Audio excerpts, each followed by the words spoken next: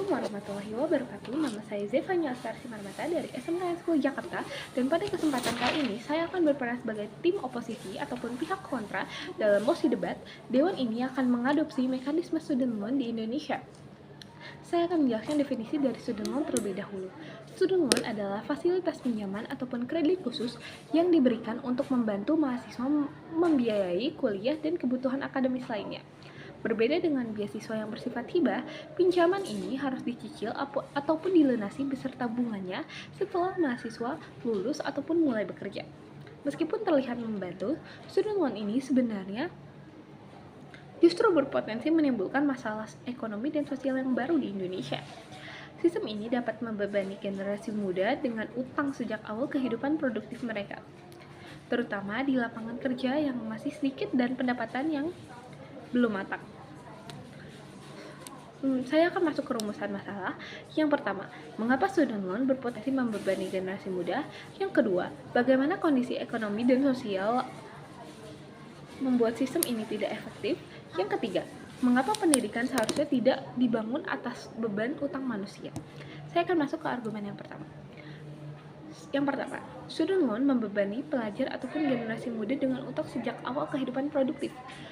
Mahasiswa yang baru lulus perkuliahan ataupun baru lulus kampus biasanya belum memiliki pekerjaan yang tetap dan belum memiliki pendapatan yang memadai.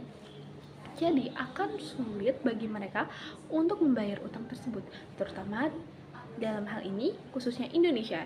Indonesia sendiri mempunyai lapangan kerja yang semakin sedikit dari tahun ke tahunnya. Sementara taraf hidup di Indonesia semakin meningkat, tapi lapangan kerjanya semakin sedikit. Itu pun banyak yang tidak sesuai atau di bawah UMR, yang dimana kondisi ini akan menyebabkan para penerima student loan yang baru lulus tersebut akan kesulitan membayar utang tersebut karena pendapatan mereka yang belum stabil. Ini akan menyebabkan tekanan ekonomi dalam diri mereka, dan mereka akan kesulitan untuk menabung untuk investasi di masa depan, untuk membuka usaha, atau bahkan untuk kehidupan sehari-hari mereka. Karena hal ini akan dialihkan ke student loan, jadi untuk kebutuhan mereka kesampingkan terlebih dahulu. Yang kedua, berpotensi memperlebar ketimpangan sosial. Mahasiswa keluarga yang kurang mampu akan takut untuk berkuliah karena khawatir tidak mampu membayar utang tersebut. Sementara mahasiswa dari keluarga menengah ke atas ataupun yang cukup berkecukupan tidak terlalu terbebani. Hal ini akan menunjukkan ketimpangan sosial di antara kedua mahasiswa ini. Yang ketiga, negara seharusnya memperkuat subsidi pendidikan atau bukan mendorong budaya utang. Pendidikan itu salah satu investasi terbesar negara. Investasi ini sangat berdampak untuk masa depan negara. Solusi utama seharusnya itu adalah beasiswa yang semakin ditingkatkan atau subsidi pendidikan yang semakin diperluas. Karena sampai saat ini faktanya di Indonesia, beasiswa atau subsidi pendidikan itu belum mencukupi ke seluruh daerah di Indonesia. Jadi seharusnya beasiswa ataupun subsidi ini yang semakin diperbesar dan diperluas lagi, bukan malah mengajukan program student loan yang dimana mahasiswa harus berhutang. Student loan dapat mengubah arah pandangan tanggung jawab dari yang seharusnya ini tanggung jawab bisa menjadi tanggung jawab negara, tapi malah dijadikan tanggung jawab individu. Seharusnya negara bisa bertanggung jawab dengan menerapkan program beasiswa atau subsidi pendidikan yang semakin banyak lagi dan semakin efektif lagi.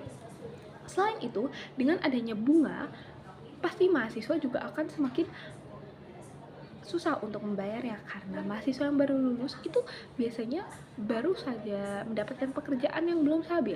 Mereka harus membayar utang, belum lagi dengan bunganya.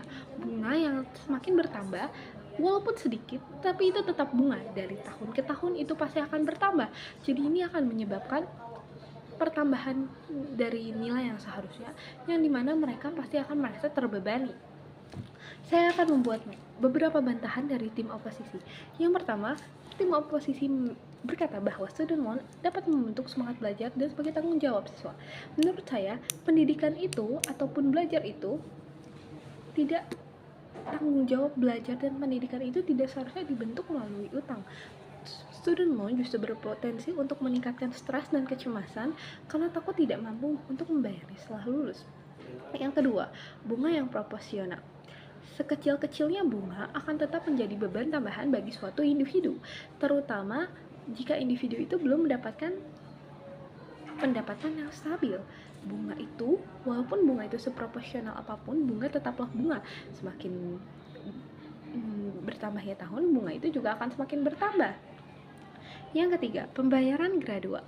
Walaupun pembayaran ini bersifat gradual, tetapi setiap lulusan yang baru pasti akan memulai kehidupan produktifnya ataupun awal kehidupannya yang baru, yang dimana di situ mereka akan fokus kepada hal-hal yang baru seperti membangun usaha, investasi untuk masa depan, dan lain-lain.